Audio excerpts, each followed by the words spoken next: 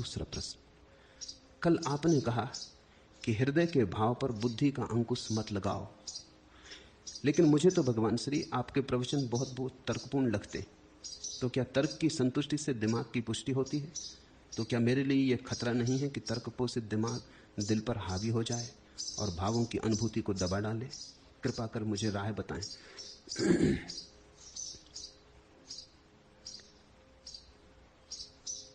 मैं जो बोल रहा हूं वो निश्चित ही तर्कपूर्ण है,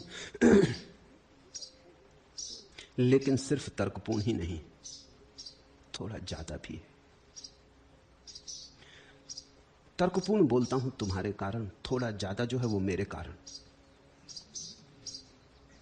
तर्कपूर्ण न बोलूंगा तुम समझ ना पाओगे, वो जो तर्कातीत है वो न बोलूंगा तो बोलूंगा ही नहीं, बोलने में सार क्या फिर।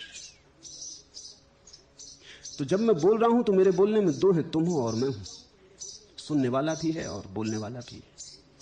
अगर मेरा बस चले तो मैं तर्कातीत ही बोलूं, तर्क बिल्कुल छोड़ दूं, लेकिन तब तुम मुझे पागल समझोगे, तब तुम्हारी समझ में कुछ भी ना आएगा, तब तो तुम्हें लगेगा ये तो तर्क शून्य शोरगुल हो गया। तुम्हारी तर्क सरणी में बैठ सके इसलिए तर्कपूर्ण बोलता हूं, लेकिन अगर उतना ही तुम्हें समझ में आए तो तुम बेकार आए और गए।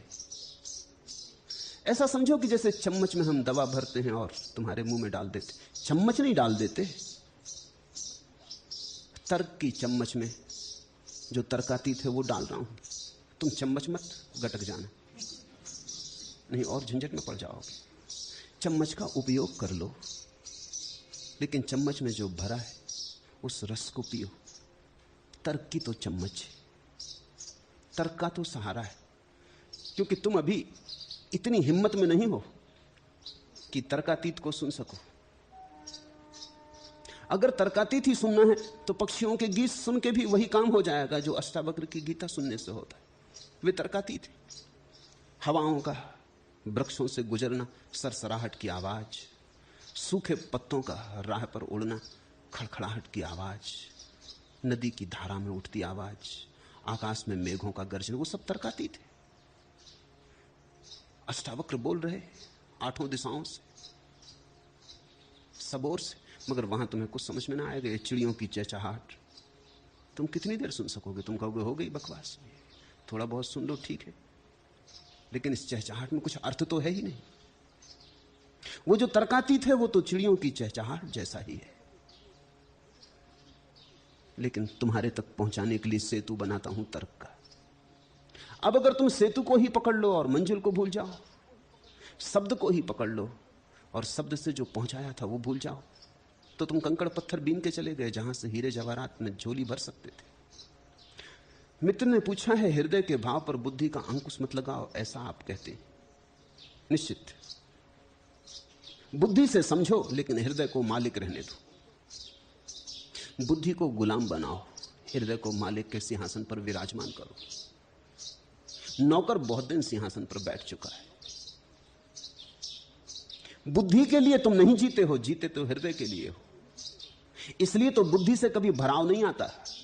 कितने ही बड़े गणितज्ञ हो जाओ, उससे थोड़ी हृदय को शांति मिलेगी, और कितने ही बड़े तर्कनिष्ठ विचारक हो जाओ, उससे थोड़ी प्रफुल्लता जगेगी, और कितना ही दर्शन शास्त्र इकट्ठा कर लो, उससे थोड़ी समाधि बनेगी। हृदय मांगेगा प्रेम, हृदय मांगेगा प्रार्थना।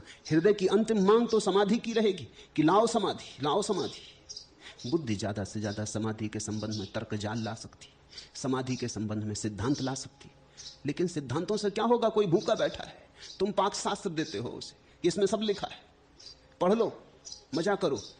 वो पढ़ता भी है, भूख लगी चलो शायद यही काम करे। बड़े बड़े सुस्वादु भोजनों की चर्चा है, कैसे बनाओ, कैसे तैयार करो, मगर इससे क्या होगा?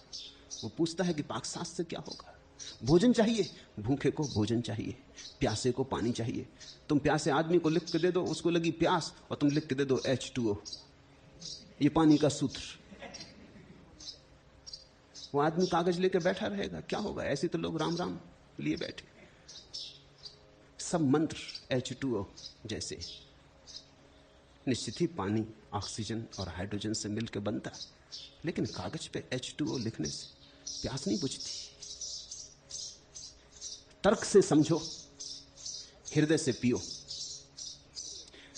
तर्क का सहारा ले लो, लेकिन बस सहारा ही समझना, उसी को सब कुछ मत मान लेना। मालिक हृदय को रहने दो।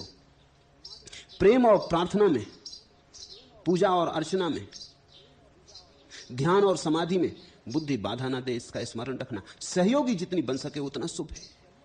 इसलिए तो तर्क के सहारे तुमसे बोलता हूं कि तुम्हारी बुद्धि को फुसला लूं, राजी कर लूं। तुम 2 कदम राजी होकर हृदय की तरफ चले जाओ, वहां थोड़ा सा भी स्वाद आ जाएगा तो मगन हो जाओगे। फिर तुम खुद ही बुद्धि की चिंता छोड़ दोगे।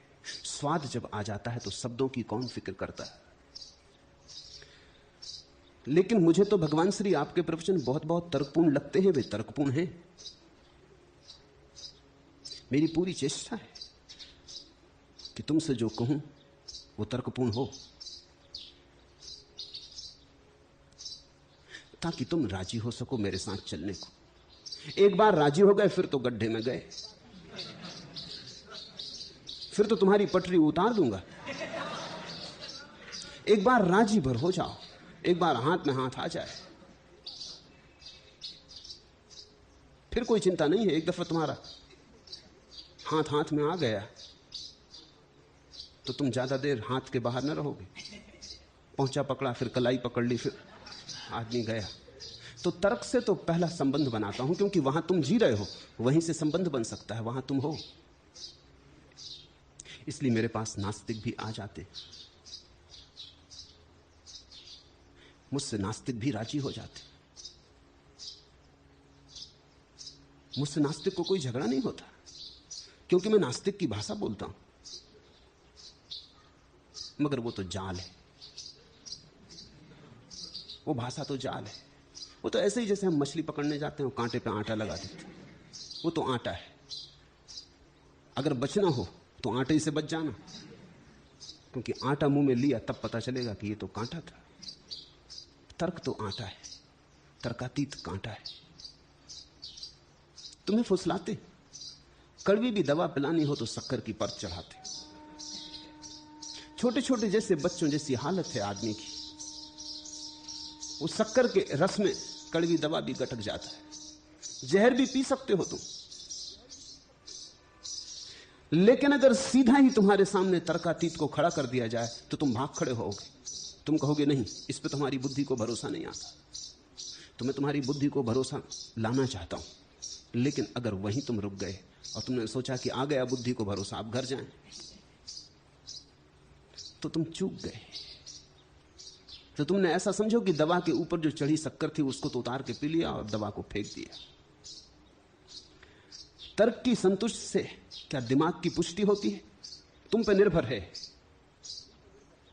अगर सिर्फ तर्क ही तर्क को सुनोगे तो दिमाग की पुष्टि होगी, लेकिन तर्कों के बीच में अगर तुमने अतर्क को भी थोड़ा सा जाने दिया, बूंद बूंद सही,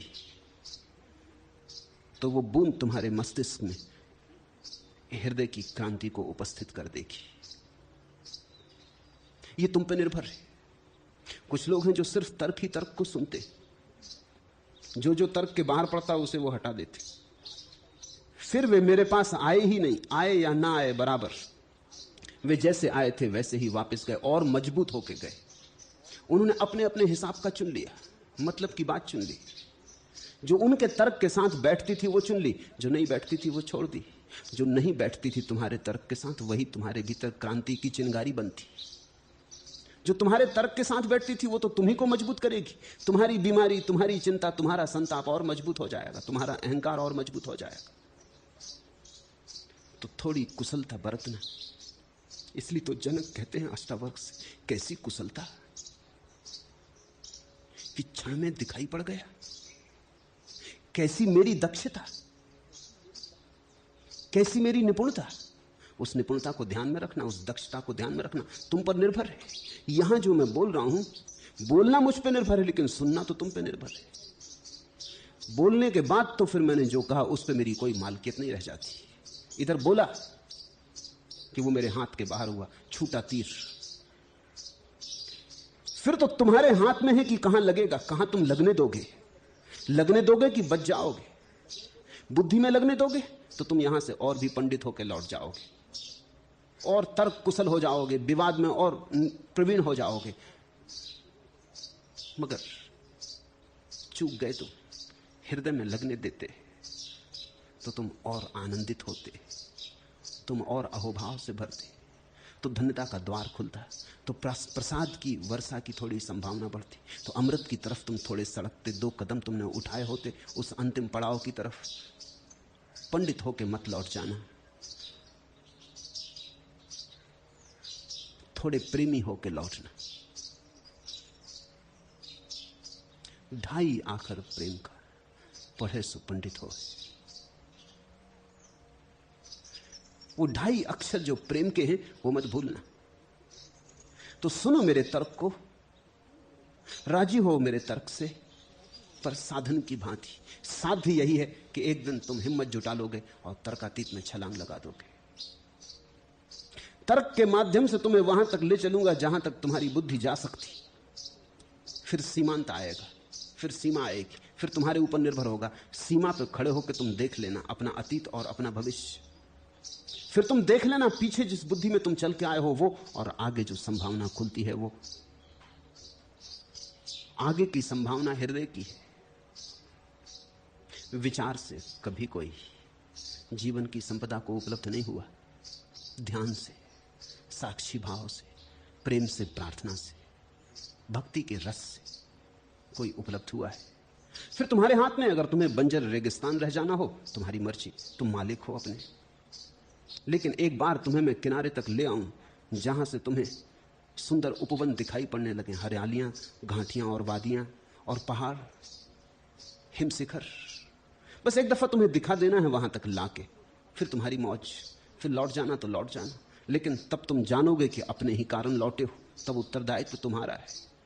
तो तुम्हारे तर्क को मैं वहां तक ले चलता हूं जहां से तुम्हें पहली झलक मिल जाए स्वर्ण शिखरों की, जहां से तुम्हें पहली दफा आकाश का थोड़ा सा दर्शन हो जाए। फिर वो दर्शन तुम्हारा पीछा करेगा, फिर वो मंडराएगा तुम्हारे भीतर, फिर वो पुकार बढ़ती चली जाएगी। फिर धीरे धीरे जो बूंद बूंद गिरा था वो बड़ी धार की तरह गिरने लगेगा। तुम बच नहीं सकोगे, क्योंकि एक बार हृदय की थोड़ी सी भी झलक मिल जाए तो फिर बुद्धि कूड़ा कचरा है। जब तक झलक नहीं मिली तब तक कूड़ा कचरा ही हीरा जवाहरात मालूम होता है। क्या मेरे लिए यह खतरा नहीं है कि तर्क पोषित दिमाग दिल पर हावी हो जाए? खतरा है। जरा सजगता रखना। हम चाहें तो राह में पड़े हुए पत्थर को बाधा बना सकते हैं और वहीं रुक जाएं, और हम चाहें तो राह में पड़े पत्थर को सीढ़ी बना सकते हैं, उस पर चढ़ जाएं और पार हो जाएं। तुम पर निर्भर है कि तुम तर्क पोषित मस्तिष्क को बाधा बनाओगे कि सीढ़ी बनाओगे। जिन्होंने सीढ़ी बनाई वे महायात्रा पर निकल गए, जिन्होंने बाधा बना ली वे डबरे बन के रह गए। नास्तिक एक डबरा है, आस्तिक सागर की तरफ दौड़ती हुई सरिता है। नास्तिक सड़ता है, जैसे ही पानी की धारा बहने से रुक जाती वैसे ही सड़ान शुरू हो जाती। पानी निर्मल होता है जब बहता रहता, लेकिन बहने के लिए तो सागर चाहिए, नहीं तो बहोगे क्यों? बहने के लिए परमात्मा चाहिए, नहीं तो बहोगे क्यों? कुछ है ही नहीं पाने को, कुछ है ही नहीं होने को। जो हो गया बस वही काफी है। इसे ख्याल रखना। दुनिया में 2 तरह के लोग हैं, दुनिया 2 तरह के वर्गों में विभाजित है। एक वर्ग है जो बाहर की चीजों से कभी संतुष्ट नहीं। ये मकान तो दूसरा चाहिए, इतना धन तो और धन चाहिए, ये स्त्री तो और तरह की स्त्री चाहिए, जो बाहर की चीजों से कभी संतुष्ट नहीं। और भीतर, जिसके भीतर कोई असंतोष नहीं, भीतर जिसके भीतर असंतोष उठता ही नहीं, बस बाहर ही बाहर असंतोष। ये सांसारिक आदमी। फिर एक और दूसरे तरह का आदमी है जो बाहर जो भी है उससे संतुष्ट है, लेकिन भीतर जो है उससे संतुष्ट नहीं। उसके भीतर एक ज्वाला है, एक दिव्य असंतोष। वो सतत प्रक्रिया में, सतत रूपांतरण में, सतत क्रांति में से जीता है। तर्कनिष्ठता तुम्हारी क्रांति में सहयोगी बने, तुम्हें रूपांतरित करे, इतना ख्याल रखना। जहां तर्क पत्थर बनने लगे और क्रांति में रुकावट डालने लगे, वहां तर्क को छोड़ना, क्रांति को मत छोड़ना। मैं कह सकता हूं अंतिम निर्णय तुम्हारे हाथ में।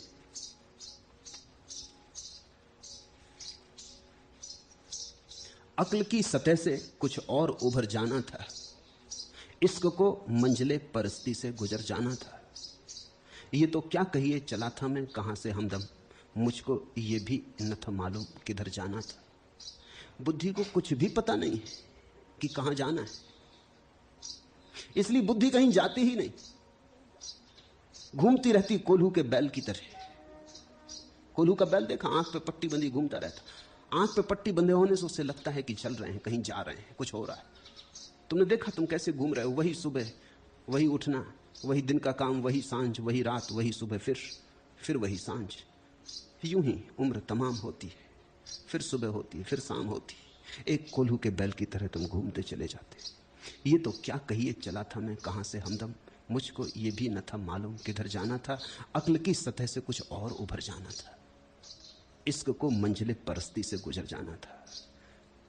जब तुम बुद्धि की सतह से थोड़े ऊपर उठते हो, तब आकाश में उठते हो, पृथ्वी छूटती, सीमा छूटती, असीम आधा, बंधन गिरते, मोक्ष की थोड़ी झलक मिलती। इश्क को मंजिले परस्ती से गुजर जाना था। फिर एक ऐसी घड़ी भी आती, पहले तो बुद्धि से तुम हृदय की तरफ आते हो, फिर एक ऐसी घड़ी आती हृदय से भी गहरे जाते हो। इश्क को मंजिले परस्ती से गुजर जाना था। फिर प्रेम पात्र से भी मुक्त हो जाता है, फिर भक्त भगवान से भी मुक्त हो जाता है, फिर पूजक पूजा से भी मुक्त हो जाता है। तो पहले तो तर्क से चलना है प्रेम की तरफ, और फिर प्रेम से चलना है शून्य की तरफ। उस महाशून्य में ही हमारा घर है।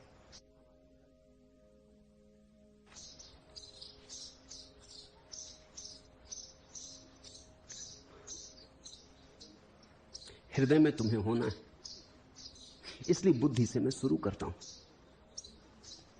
हृदय की तरफ तुम्हें ले चलता हूं।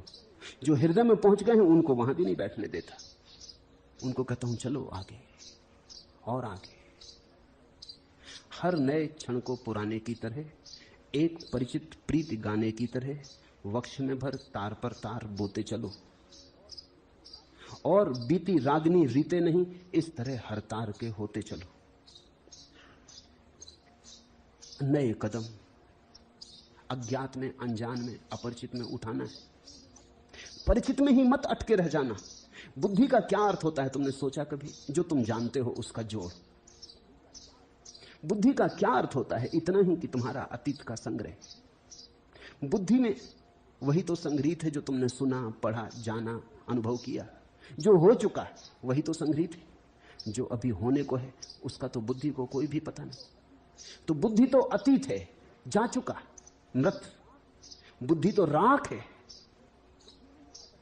बुद्धि में ही अटक गए तो तुम अतीत के ही रास्तों पर भटकते रहोगे, ज्ञात में ही चलते रहोगे। अज्ञात में गति है, ज्ञात में गति नहीं है। कोल्हू के बैल की तरह भ्रमण है।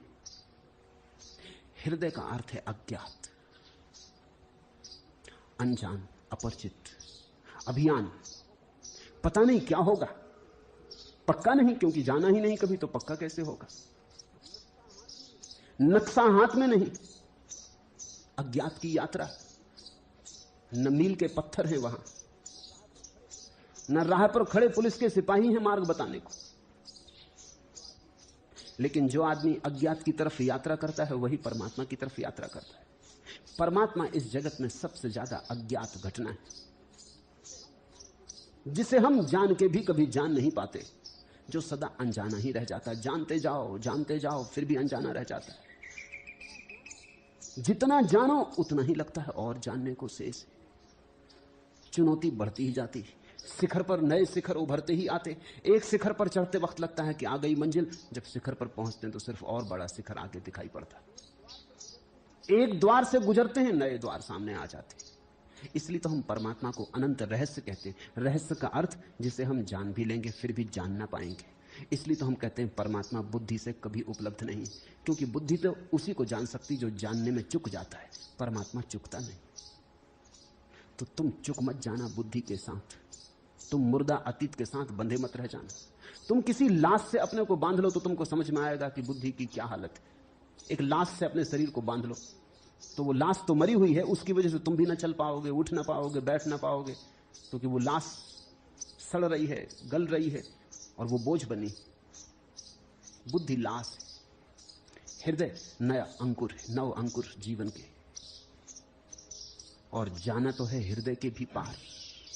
हर नए क्षण को पुराने की तरह, एक परिचित प्रीति गाने की तरह वक्ष में भर तार पर तार बोते चलो, और बीती रागनी रीते नहीं, इस तरह हर तार के होते चलो, हर नए कदम के होते चलो, और हर आने वाली संभावनाओं के लिए वक्ष खुला रखो, स्वागतम, हृदय तैयार रखो। अनजान जब पुकारे तो सकुशाना मत, अपरिचित जब बुलाए तो ठिठकना मत, अज्ञेय जब द्वार पर दस्तक दे तो भयभीत मत होना, चल पड़ना। यही धार्मिक व्यक्ति का लक्षण।